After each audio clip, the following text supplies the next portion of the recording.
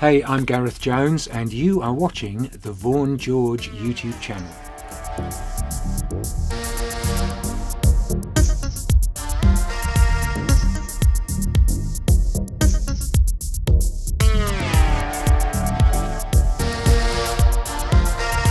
Hello and welcome to Piano and Keyboard Artist, where we discuss the artists related to pianos, keyboards and synthesizers. And continuing with my Depeche Mode album review series, this is Violator, Part 10.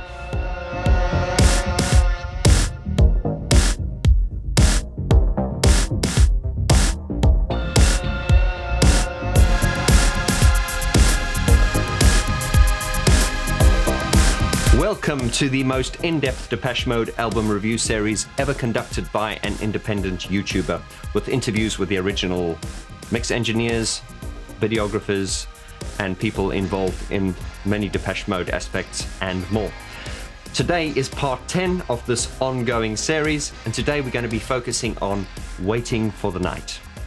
If you've not seen parts 1, 2, 3, 4, 5, 6, 7, 8, and 9 of this Violator album review series, you can find all those videos in my video history, or you can click on the link in the description below, and you can binge watch the entire Depeche Mode album review series, starting all the way from Speak and Spell up to this present point now. If you're watching this here on YouTube, please understand that this is a short, condensed version of the full video. The full video is available on my Patreon channel. The Vaughn George Patreon channel features in-depth versions of all the videos, including exclusive behind-the-scenes content. Join for as little as $2 a month, and there are many other tiers and bonuses, including the opportunity to be mentored by me personally. All the information is in the description below. And with that out the way, let's jump into part 10, Waiting for the Night. I'm waiting for the night to fall. I know that it will save us all. What a song. What an album. Yeah, you're tired of me saying that, but I just can't get enough. Okay, that was bad, but comedy is not my thing. So, Waiting for the Night comes nicely if we talk about the track listing. We've just finished Halo, which is a very epic song, and in comes Waiting for the Night. And Waiting for the Night is... it doesn't start, it kind of just fades in. This song to me is a beautiful, what I like to call a lullaby. That's essentially what it is. It's got that twinkle, twinkle, little star kind of sound in it, which, excuse the reference, but it is really kind of like a grown-up's lullaby. It is definitely the most tender, the most sensitive song on the album. And there are many, many layers to it, not only in the production, but also in the songwriting. If you watch the video interview I did with Kevin Paul also says that mixing this song when they did the 5.1 mixes was very difficult to do because if you listen to it, as every verse starts, there is a new vocal effect introduced every time. So it's, you know, there's not the same delay or reverb. It changes every time. Kevin Paul also went on to say that if you looked at the sessions within the, you know, the Depeche Mode sessions, this is more for you if you're a geek, you know, every session had more than 100 tracks, and that's not including buses and subs and stuff. There's just tracks, you know, with not all playing at the same time, but just lots and lots of complexity. Of course, done in a time when computers did not have the processing power that we have today.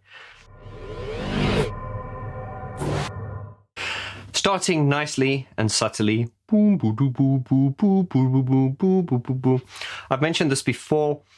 Listen to this on headphones, as I'm sure you have, and notice how there is this ping-ponging effect, how the bass line sort of ping-pongs from left to right. It not only ping-pongs from left to right, each part of the bass line, each side of the speaker is doing a different part. And this is a very radical approach, you know, sort of at the time. This is a real sort of Alan Wilder thing. Warning! Warning! Alan Wilder, fanboy alert. Alan Wilder was always well known for sort of, you know, pushing the boundaries of sound and just trying to do things in a different way. One of the many things that he liked to do sometimes was to, instead of using hi-hats, because they didn't like to use hi-hats in the conventional way, was to use rhythmic basses and sequences to sort of not only do the or play the role of a bass line, but also to simultaneously play the rhythmic part of hi-hats and stuff. And it is all of these things and more that makes Depeche Mode's music so unique and unusual and beautiful. But let's focus on the chord structures. As it starts in, I'm just going to sketch this out on the piano in shell chords, starting on a C minor. It's this. I'm waiting for the night to fall. I know that it will save us all. When everything's dark, keeps us from the stark reality. And then second time round, same structure, different words. I'm waiting for the night to fall. When everything is bearable, and there in the still, all that you feel is tranquility.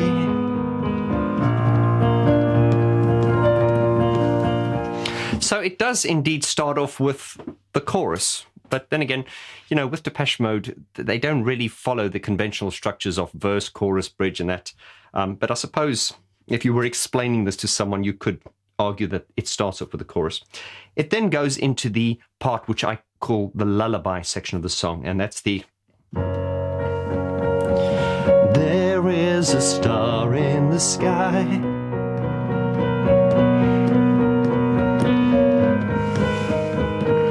guiding my way with its eyes.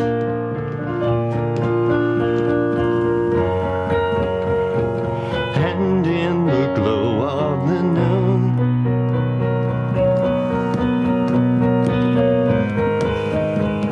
I know my deliverance will come soon. Now, I love this part because this has that tender little lullaby part. And when you listen to the record, it's got this kind of like little bell, and I call it like a twinkle, twinkle, little star kind of sound. Let me emphasize it by playing it on a higher octave.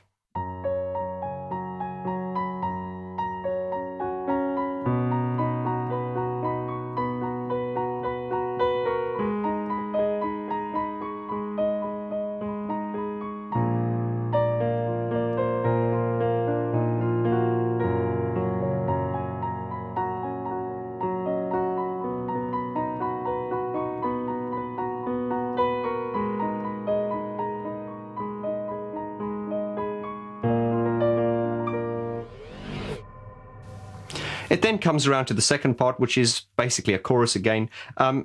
Same structure as the first time round, but just adding more, musical parts.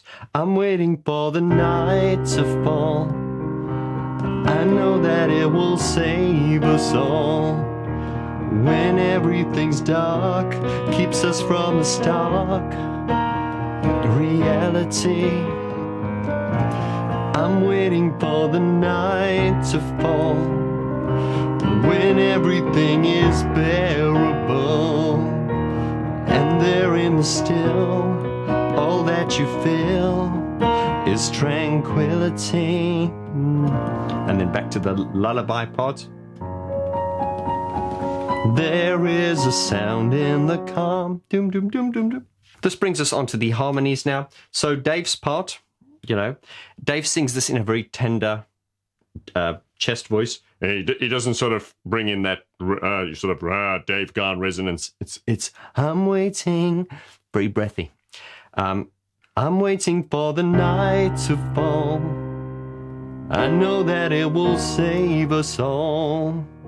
When everything's dark, keeps us from the stark reality.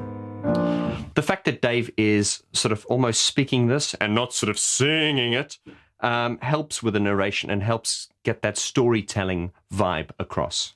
Martin's harmony on top of Dave's is when everything's dark, keeps us from the stark reality. Simple, very, very simple.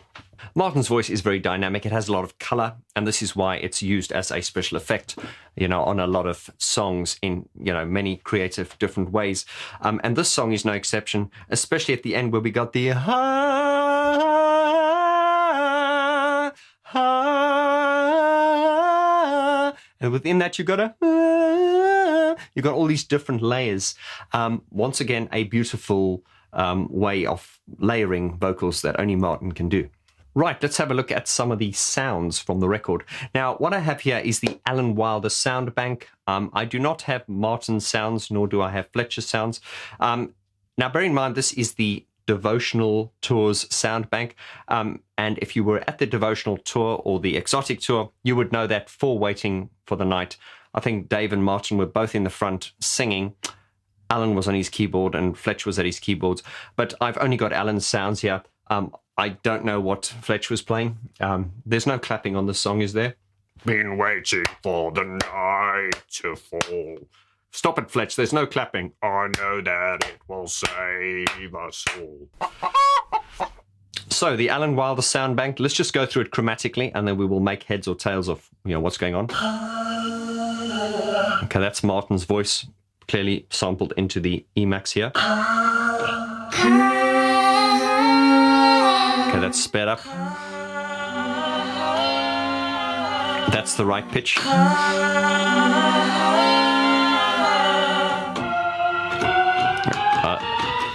This sound here is used at the second chorus where it goes, I'm waiting for the night to fall when everything is bearable and there in the still all that you feel is tranquility.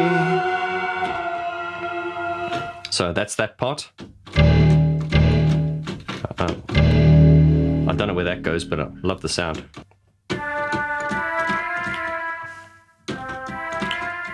Onto this sound here. This is the sound which Alan uses to play the end riff, which is...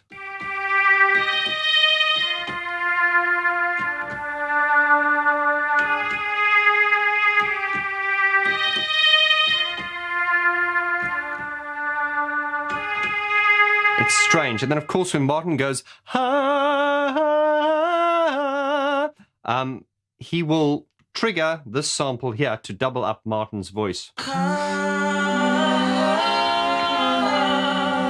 Some of you might say that's cheating, but hey man, it's, you know, it's just to add more effect to it. So whenever Martin sings the Alan will simultaneously trigger the sample. And then over that, Martin will sing and at the end of the song, it's as follows.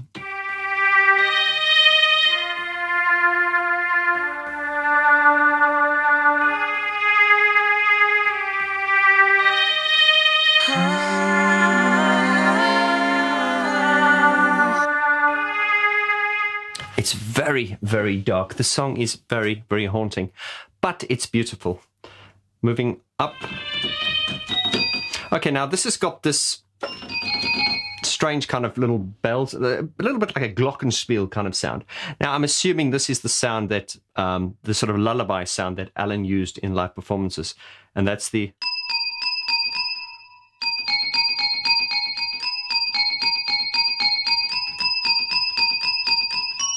Right, let me just give you a bass note here for context on the piano. So it'll be... There is a star in the sky.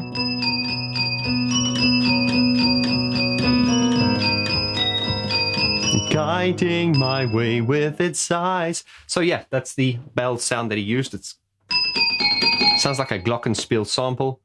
There's nothing else here. There's just higher versions of that.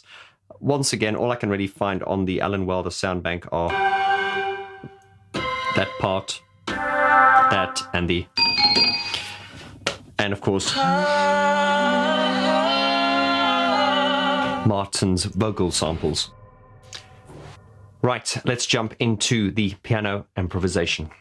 Now remember, the purpose behind these piano improvisations is a free-flowing style. I'm not reading it. I can't read music. It's just taking all the melodic elements and combining them on the fly as expressively as I can. And it just means that every time I play it, I will play it differently. But let's see how it goes today.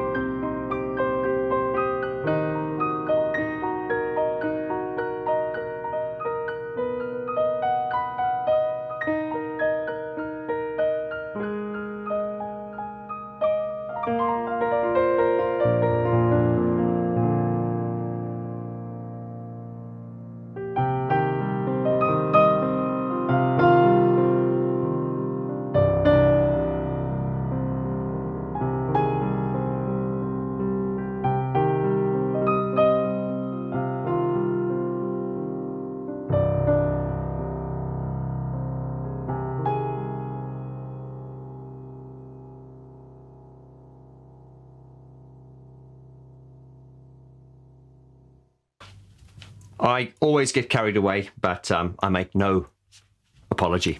My friends, thank you so much for watching this. Please let me know in the description below, what do you think of Waiting for the Night?